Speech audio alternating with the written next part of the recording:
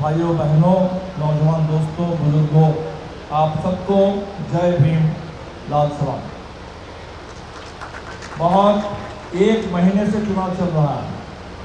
19 अप्रैल को शुरू हुआ था, आज 21 मई है और अभी और 12 दिन है, 1 मई को आप वोट डालेंगे। तो इस चुनाव में हिंदुस्तान की जनता ने एक जीत हासिल कर ली है।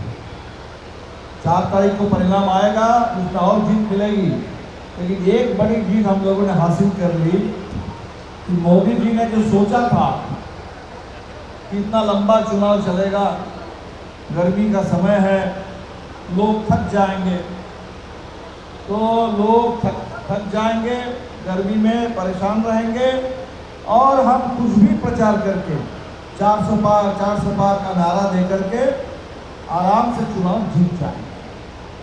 ये इनकी पूरी साजिश थी कि चुनाव को हम चुरा लेंगे चुपके से, आराम से। लेकिन जैसे जैसे चुनाव शुरू हुआ, पहले चरण से बिल्कुल साफ हो गया ये चुनाव मोदी जी के लिए ये चुराने वाला चुनाव नहीं है, ये हारने वाला चुनाव है, मोदी सरकार का जाने वाला चुनाव है। ये हिंदुस्तान ने साबित कर दिया। लोगों ने तय कर दिया कि ये चुनाव मोदी जी के बातों पर नहीं होने वाला, ये जनता के मुद्दों पर चुनाव होगा। और जनता के मुद्दे शुरू से लेकर के देश के किसी भी कोने में जाइए, लोगों से पूछिए तो लोग कहेंगे सबसे बड़ा सवाल रोजगार का है, भयानक बेरोजगारी है देश में। सबसे बड़ा सवाल महंगाई है, महंगाई से हमको छुटकारा चाहिए। और बिहार में सर्वेक्षण हुआ तो बिहार में बहुत ज़बरदस्त गरीबी है, हमें इस गरीबी से मुक्ति चाहिए। और सबसे बड़ा सवाल जो बन गया, जो लोगों ने भांप लिया कि मोदी सरकार अगर तीसरी बार के लिए कहीं अगर आ गई गलती से, तब हमारा जो बचा खुचा लोकतंत्र है और बाबा साहब अम्बेडकर के संविधान, उसकी जो भी अभी भी इस देश के अंदर जो भी ताकत है, उस सब ये खत्म कर देंगे। और इसीलिए ये चुनाव बन गया संविधान बचाने का चुनाव और लोकतंत्र को बचाने का चुनाव। तो आप नालंदा के लोग, लड़ने वाले लोग, अभी महागठबंधन में जब सीटों को लेकर बात हो रही थी, हम लोगों को ये सुझाव दिया गया कि आप लोग नालंदा से लड़िए। तो हमने देखा कि नालंदा में पिछले 3 दशक से 1996 से लगातार नीतीश जी की पार्टी जीत रही है।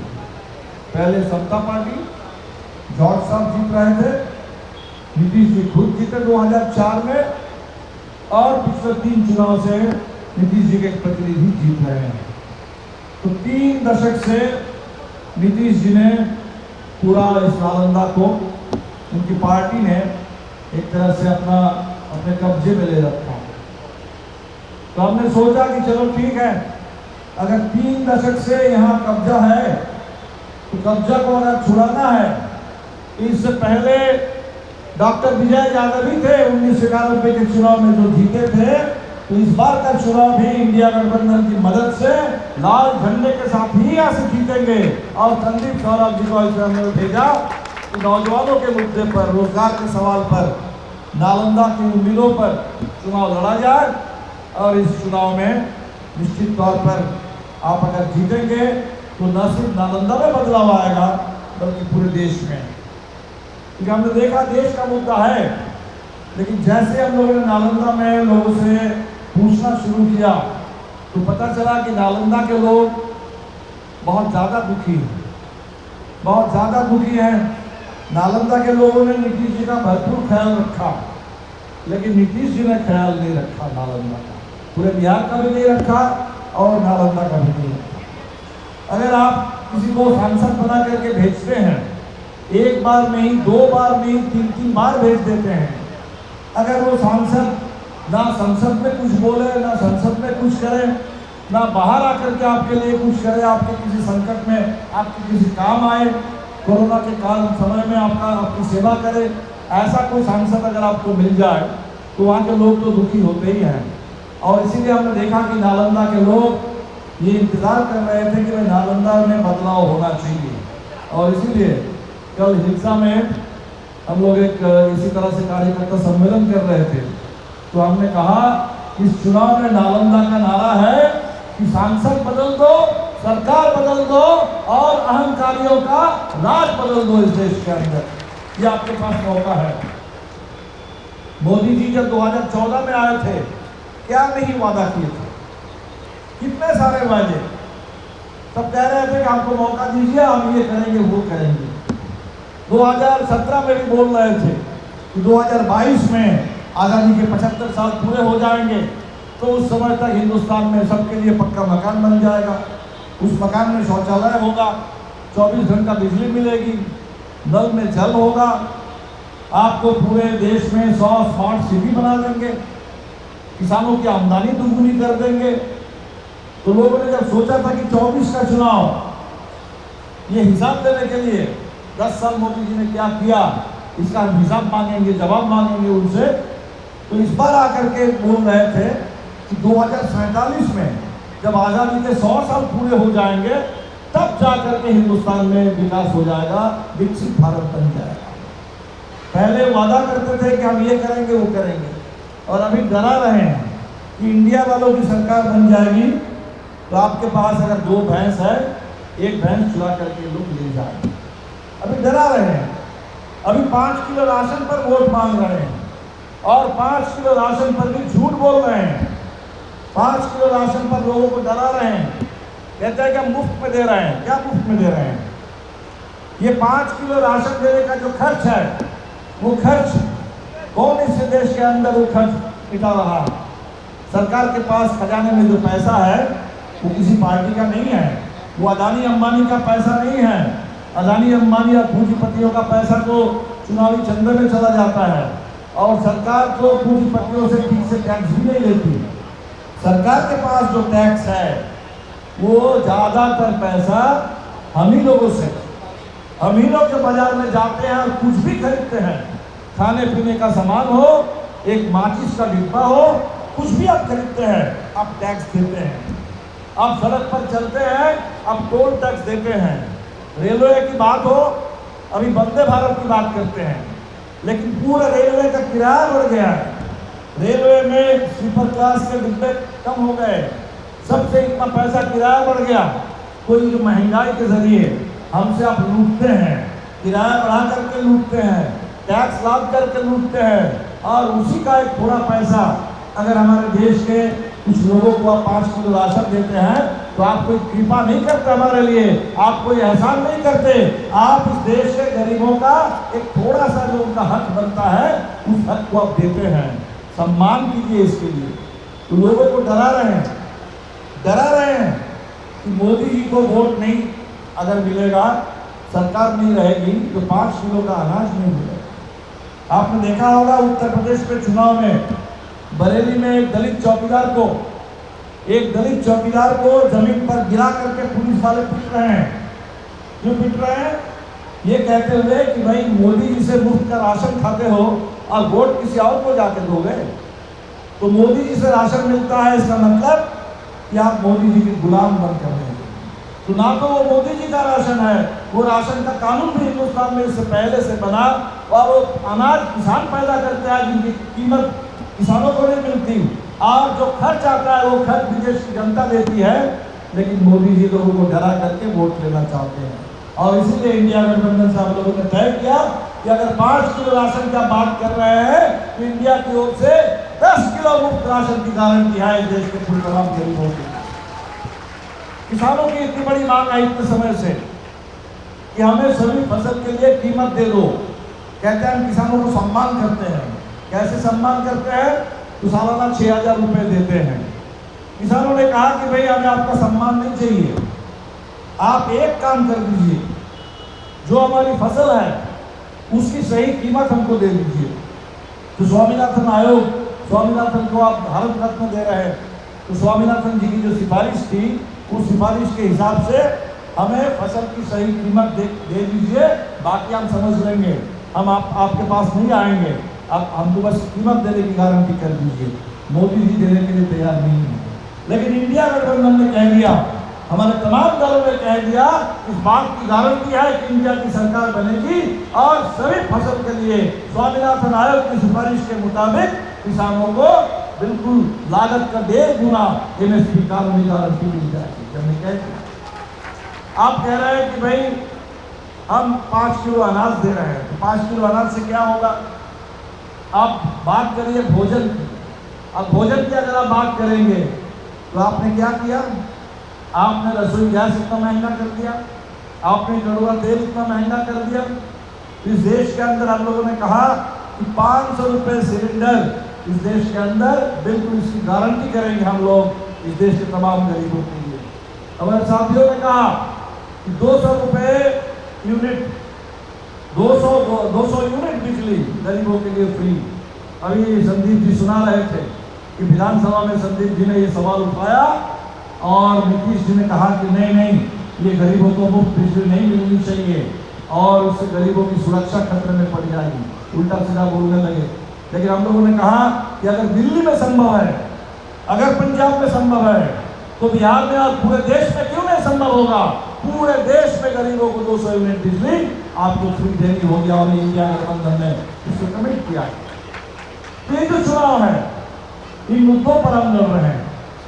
बिहार में आपने देखा 17 महीने का हमें समय मिला। कुछ लोग कह रहे हैं कि भाई बिहार में अगर नौकरी मिली है तो नीतीश जी मुख्यमंत्री है, तो नौकरी देने का श्रेय तो नीतीश जी को मिलना चाहिए। तो नीतीश जी मुख्यमंत्री है बेशक, और चुनाव में आप याद करके देखिए, जिस समय 2020 का विधानसभा चुनाव हो रहा था, जब हम लोगों ने कहा कि 10 लाख नौकरी हम लोग देंगे, तो नीतीश जी पहले मजाक उड़ा रहे थे, कहाँ से दोगे, पैसा कहाँ है, खजाना खाली है, ये फिजूल की बात है। लेकिन जब इन लोगों को लग गया कि बिहार के नौजवानों को नौकरी चाहिए, तब इन्होंने कह दिया कि हम 19 लाख देंगे। 19 लाख का वादा करके एनडीए की सरकार बनी थी। तो अगर एनडीए वालों को, अगर भारतीय जनता पार्टी को नौकरी देना था, अगर नीतीश जी को नौकरी देना था, तो वो 17 महीने के लिए इंतजार क्यों कर रहे थे? जिस समय आपके हाथ में सत्ता आई, उस समय में 19 लाख नहीं तो 10 लाख नौकरी दे दिए रहते। एक भी नौकरी उस दौर में नहीं मिली। नौकरी मिली कब? जब महागठबंधन में नीतीश जी आए और हम सब लोगों ने दबाव बनाया, तब जाकर के नौकरी मिली, 5 लाख पक्की नौकरी मिली। और मैं समझता हूँ कि बिहार से नहीं, पूरे देश के लिए बहुत बड़ा मुद्दा है। जो लोग ये कहते हैं कि पक्की नौकरी मिल नहीं सकती, सरकारी नौकरी का जमाना चला गया, वो सुरक्षित रोजगार, पेंशन भूल जाइए। आज के जमाने में ये संभव नहीं है। आज का जमाना क्या है? ठेके पर काम करो।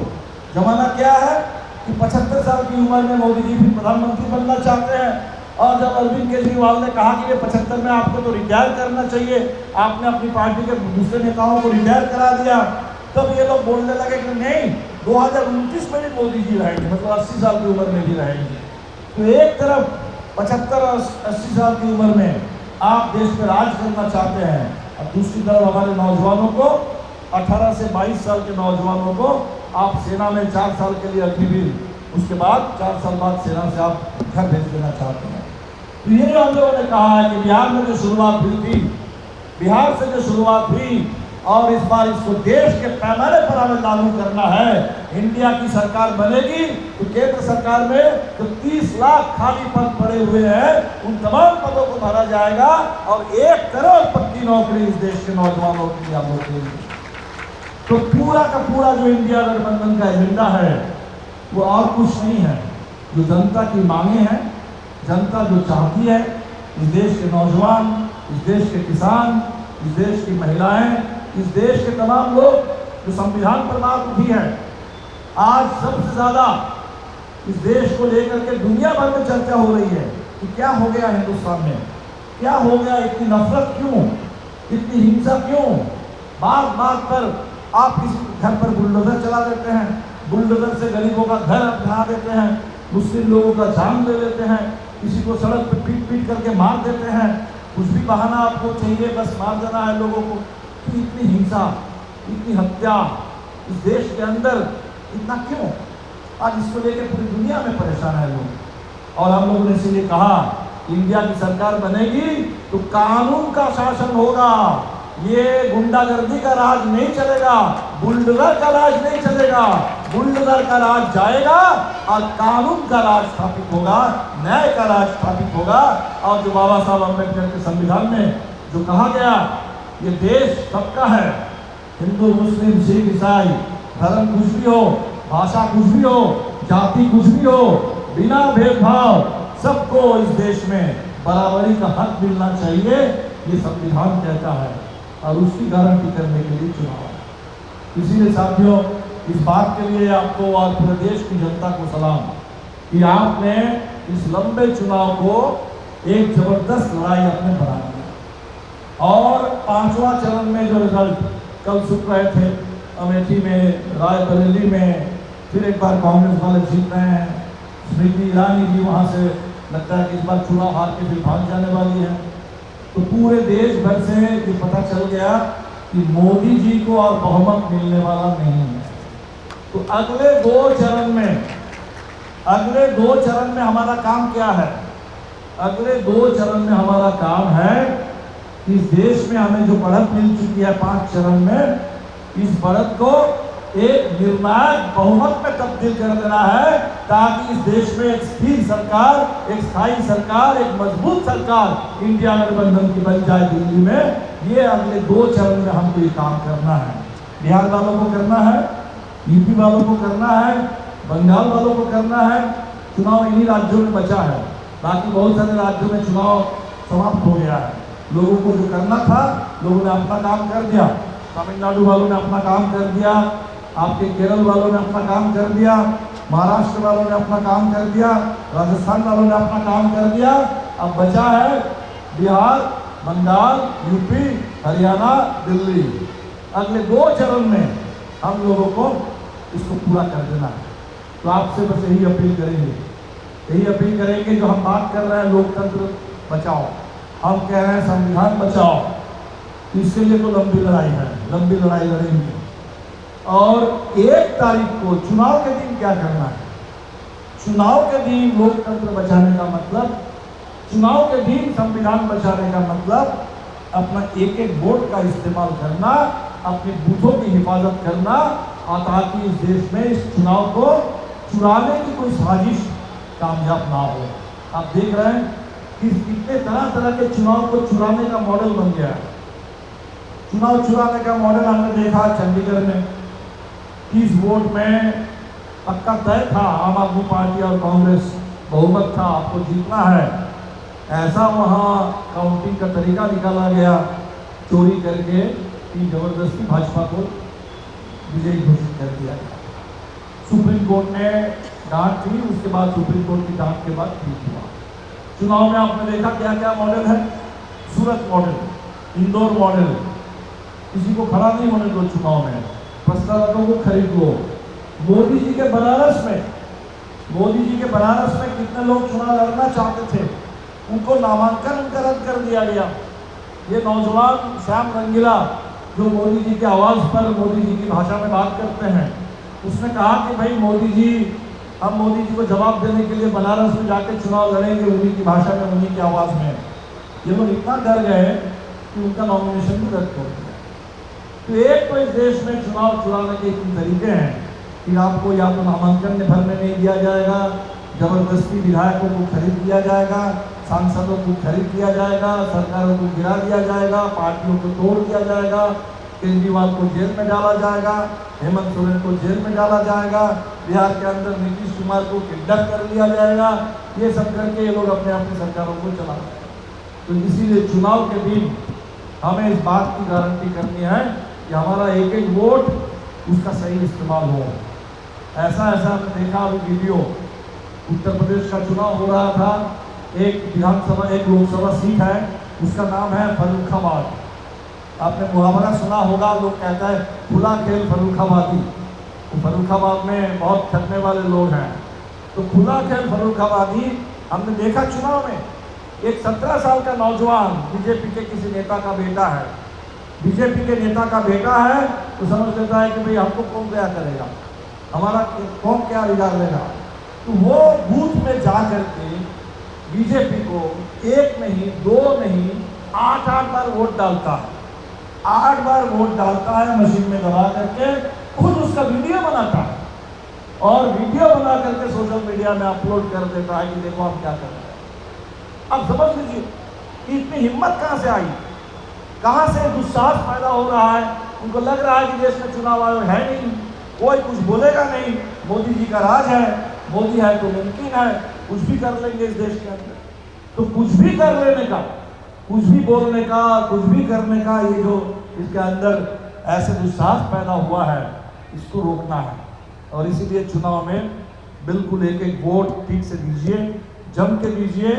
और चुनाव आयोग, अभी तो सुप्रीम कोर्ट में केस चल रहा है, सुप्रीम कोर्ट में केस चल रहा है कि भाई चुनाव पहले हो जाते थे, जिस दिन चुनाव खत्म हुआ शाम 5 बजे तक, रात 11 बजे तक, या ज़्यादा से ज़्यादा अगले दिन शाम को 4-5 बजे तक पूरे आंकड़े आ जाते थे कितने वोट पड़े।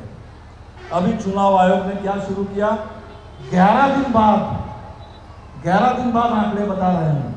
वो आंकड़े क्या बता रहे हैं, जो पहले 4 चरण में करीब 400 सीट पे चुनाव हुए, पता चल रहा है कि 1 करोड़ वोट एक्स्ट्रा हो गया, लगभग 20-25 हजार वोट एक एक सीट में। ये आशंका है, सुप्रीम कोर्ट ने कहा कि भाई लोगों के मन में तो आशंका है कि दाल में कहीं ना कहीं कुछ काला है। कुछ लोग कह रहे हैं कि दाल में काला नहीं, पूरी दाल ही काली हो गई है। तो ये जो सुप्रीम कोर्ट ने कहा कि आप इस पर जवाब दीजिए, इसको ठीक कीजिए, तो इस पर तो कोर्ट में हम लोग लड़ेंगे, लेकिन एक लड़ाई हमारे हाथ में है, इतना जम के वोट दीजिए, इतना वोट दीजिए हर बूथ को, और बूथ पे चुनाव के अंत तक बूथ की रक्षा कीजिए, ताकि इस चुनाव को चुराने की कोई भी साजिश कामयाब ना हो। तो बस नालंदा के मतदाताओं से, बिहार शरीफ के लोगों से, अभी इससे पहले हम लोग राजगीर में भी मिल रहे थे, पुराना इलाका है लाल झंडे का, कम्युनिस्टों का लड़ने की आदत रही है, लड़ने की यहाँ संस्कृति रही है, लड़ने वाले लोग हैं, सारे लोग लड़ने वाले लोग हैं। तो जम करके लड़िए, अगले बस 10-12 दिन का समय है।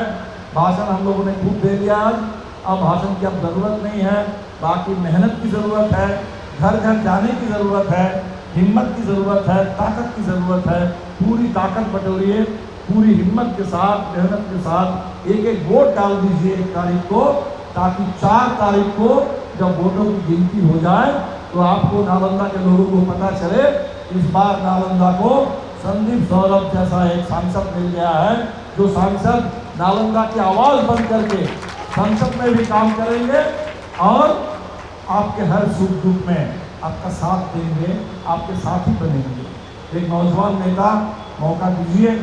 संदीप जी जेएनयू से पढ़ करके आए, पालीगंज के लोगों ने मौका दिया, पालीगंज से विधायक बने, और विधायक बनने के बाद लोगों ने देखा कि विधानसभा में सिर्फ पालीगंज की आवाज़ नहीं, बल्कि पूरे बिहार के छात्रों की आवाज़, शिक्षकों की आवाज़, पूरे बिहार के गरीबों की आवाज़, स्किल वर्कर्स की आवाज़, ये उठाते रहते हैं उनके मुद्दे संसद के अंदर। और इसीलिए संसद में मौका दीजिए, सरकार को बदलिए। बस इसी अपील के साथ नालंदा की जो पुरानी विरासत रही है उसको लौटा के ले आइए। और बहुत नीतीश जी का बहुत सम्मान नालंदा ने किया, लेकिन नीतीश जी ने आज तो ऐसा कर दिया कि पूरे बिहार के लोग दुखी हो गए। हम तो इस कारण से भी दुखी हैं जो आज नीतीश जी के साथ हो रहा है। मोदी जी आते हैं और रोड शो में नीतीश जी को बगल में उनके हाथ में कमल का झुनझुना थमा देते हैं। इससे भी हम दुखी हैं कि भाई बिहार के एक बड़े नेता, बिहार के मुख्यमंत्री, राजनीति अलग अलग है। नीतीश जी समय समय पर हम लोगों के साथ कभी आए, कभी दूर चले गए, वो अलग अपनी जगह पर है, लेकिन एक कद्दावर नेता है, एक पुराने समाजवादी नेता है। और आज ये क्या कर रहे हैं लोग। अभी हमारे वीआईपी के साथी, हमने पूछा था वीआईपी के साथियों से कि भाई आप लोग तो एनडीए में थे 2020 के विधानसभा चुनाव में, क्या हो गया। तो लोगों ने कहा कि भाई आपको नहीं पता, हमारे 5 एमएलए जीते थे, हमारे मुकेश जी मंत्री बने थे, और इन लोगों ने हड़प लिया, पूरे वीआईपी पार्टी के 5 एमएलए को हड़प लिया, मुकेश जी को वहां से निकाल दिया। ये हड़पने वाले लोग हैं। पूरे देश की सत्ता हड़पना, संपत्ति हड़पना, जल जंगल जमीन हड़प लेना, ये इन लोगों का दिमाग ऐसा ही है। और इसीलिए अपने सम्मान के लिए, अपने स्वाभिमान के लिए हम लोग अलग हो गए हैं। और लोगों ने कहा कि हम लोगों ने गंगा जल लेकर के हमने शपथ ली है, इसका बदला लेना है। तो ये चुनाव इस बात के लिए है। अब उत्तर प्रदेश में देख सकते हैं, बीएसपी बड़ी पार्टी थी, दलितों की बड़ी पार्टी। बाबा साहब अम्बेडकर के संविधान से हिंदुस्तान के दलितों को अगर हैसियत मिली, ताकत मिली, पहचान मिली, तो सबसे ज़्यादा उत्तर प्रदेश में, जहां मायावती जी 4 बार मुख्यमंत्री बनी। और आज उस बीएसपी पार्टी को भारतीय जनता पार्टी ने क्या कर दिया? भारतीय जनता पार्टी के दबाव में मायावती जी अपने सारे उम्मीदवारों को उन्होंने बदल दिया। अपने भतीजे को उन्होंने कहा कि नौजवान जो है हमारी पार्टी को संभालेगा, उत्तराधिकारी बनेगा, आकाश आनंद। और जब उस नौजवान ने बुलडोजर राज के खिलाफ, आतंक के खिलाफ, मोदी जोगी के खिलाफ बोलना शुरू किया पार्टी की रैलियों में, तो मायावती जी ने उसको अपमानित करके अपने भतीजे को निकाल दिया कि इसके अंदर परिपक्वता नहीं आई। जब तक परिपक्वता नहीं आती है तब तक इनको जिम्मेदारियों से मुक्त कर देते हैं। ये भाजपा का आतंक है, ये भाजपा का दबाव है। इस देश के अंदर ये जो पूरे सत्ता की तानाशाही है, ये जो अहंकार है, ये जो अत्याचार है, इस राज को मिटा देना है। और तभी इस देश के अंदर बाबा साहब अम्बेडकर के संविधान वो जिंदा रहेगा, वो सुरक्षित रहेगा। और जो लोकतंत्र है, जहां हमें लड़ने की जगह मिलती है, लड़ने का अधिकार मिलता है, बहस करने के लिए, नीतियां बनाने के लिए संसद विधानसभा में हमें आवाज उठाने का मौका मिलता है, वो लोकतंत्र सुरक्षित रहेगा। आपका एक एक वोट से आप इसको कर सकते हैं। तो अभी तो नारा है कि नालंदा का एक नारा, झंडा ऊपर 3 तारा। बदलाव का एक नारा, झंडा ऊपर 3 तारा। अभी जो नारा आप दे रहे हैं, 1 तारीख को अपने वोट से इस नारे को हकीकत में तब्दील कर दीजिए, इसको साकार कर दीजिए, ताकि 4 तारीख जब गिनती हो ईवीएम का मशीन खुले तो पता चल जाए कि नालंदा के पूरा रुझान वो इस बार महागठबंधन के पक्ष में है, लाल झंडे के पक्ष में है, 3 तारा के पक्ष में है। ये संदेश अगर आप दे देंगे, पूरे बिहार में नई राजनीति, बिहार के लिए पूरा नया माहौल बनेगा, देश के लिए नया माहौल बनेगा, देश को एक नई सरकार मिलेगी और ये तानाशाही से छुटकारा मिल जाएगी। बहुत बहुत शुक्रिया। इनकलाब जिंदाबाद, महागठबंधन जिंदाबाद, इंडिया गठबंधन जिंदाबाद।